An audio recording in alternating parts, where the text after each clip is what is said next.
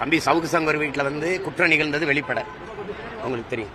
குற்றத்தை செய்தது யாரு, அது வெளிப்பட. அதுக்கு எதுக்கு சிபிசிஐடி விசாரணை?